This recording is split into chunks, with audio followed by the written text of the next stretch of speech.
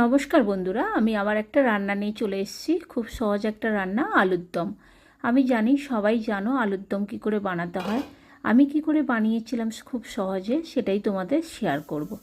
প্রথমে কড়াইতে একটু কিছুটা সর্ষের তেল নিয়ে নিয়েছি, তাতে দিয়ে দিলাম কুচিয়ে রাখা পেঁয়াজ। আমি এখানে একটা মিডিয়াম সাইজের পেঁয়াজ কুচিয়েছিলাম, সেটাকে ভালো করে একটু তেলে নাড়াচাড়া করে নেব। এরপর দিয়ে দেবো টুকরো করে রাখা আদা আর রসুনের টুকরোগুলো, ভালো করে দিয়ে আবারও একটু তেলে নাড়াচাড়া করে নিতে হবে।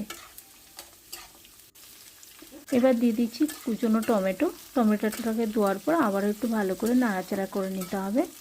এবার আমি দিয়ে দিলাম 1 চামচ তেল,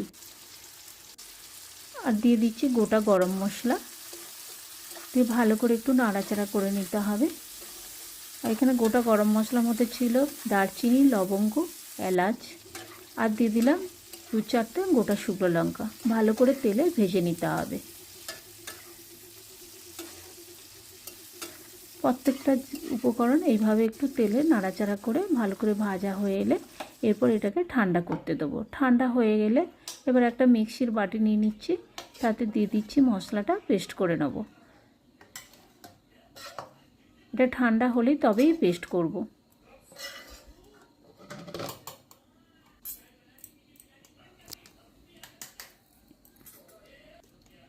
দেখো মশলা পেস্ট হয়ে গেছে। এবার এটাকে সাইডে রেখে আলুর দমটা করার জন্য একটা কড়াই নিয়ে নিচ্ছি। আমি আগে থেকে আলু সিদ্ধ করে কেটে নিয়েছিলাম। এবার তেলটা গরম হলে এবার আলুর টুকরোগুলো দিয়ে ভালো করে ভেজে নেব।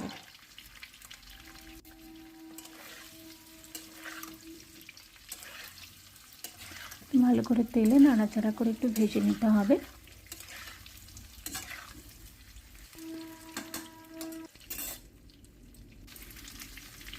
এবার দিয়ে দিচ্ছি 1 চামচ মতো হলুদ গুঁড়ো,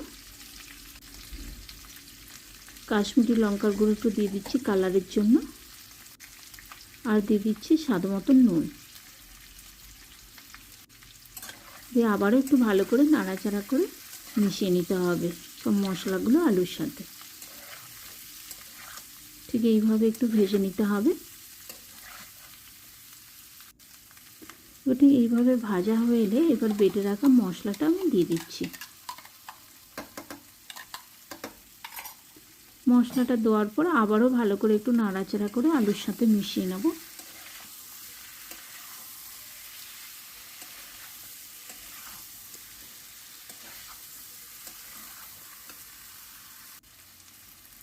এবার দিয়ে দেবো পরিমাণ মতন একটু চিনি। আমি এখানে 1 চামচ চিনি ব্যবহার করেছি। আবার একটু ভালো করে নাড়াচাড়া করে মিশিয়ে নিতে হবে।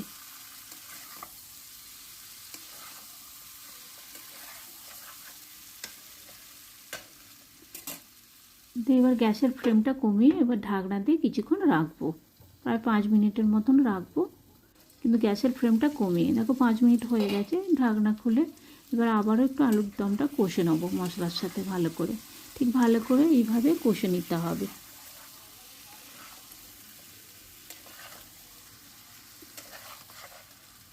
এবার কষানো হয়ে এলে এবার দিয়ে দেবো পরিমাণ মতন জল। আমি এখানে গরম জল ব্যবহার করেছি। অল্প একটু জল দেবো, বেশি জল দেবো না। আমার আলুগুলো আগে থেকে সিদ্ধ করা আছে, তাই আমি জল কম ব্যবহার করলাম। একটু নাড়াচাড়া করে মিশিয়ে নিতে হবে। এবার দিয়ে দিচ্ছি, আমি কিছু সিদ্ধ আলু রেখেছিলাম, একটু হাত দিয়ে চটকিয়ে একটু দিয়ে দিলাম। দিয়ে আবারও নাড়াচাড়া করে একটু মিশিয়ে নিতে হবে এইভাবে।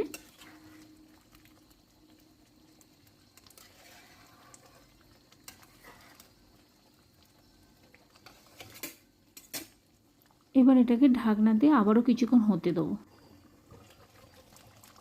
দেখো প্রায় হয়ে এসছে আমার আলুর দমটা। আবার একটু নাড়াচাড়া করে নিতে হবে। এবার আমি গ্যাসের ফ্লেমটা অফ করে দিয়ে দেবো কিছু ধনেপাতা কুচোনো আর কিছু চেরা কাঁচা লঙ্কা।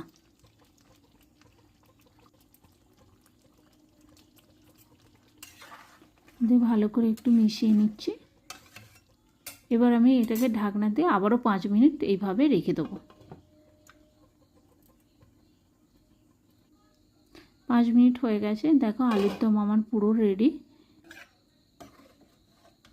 খুব সুন্দর খেতে হয়েছিল আলুর দমটা। এইভাবে একবার বানিয়ে দেখতে পারো রাতের ডিনার বা সকালে টিফিনের জন্য, বা বাড়িতে লোকজন এলে রুটি দিয়ে বা পরোটা দিয়ে খাওয়ার জন্য। খুব সুন্দর খেতে হয় আলুর দমটা। কেমন লাগলো আমার ভিডিওটা জানিও, আর একটা ভালো লাগলে লাইক বা কমেন্ট করো।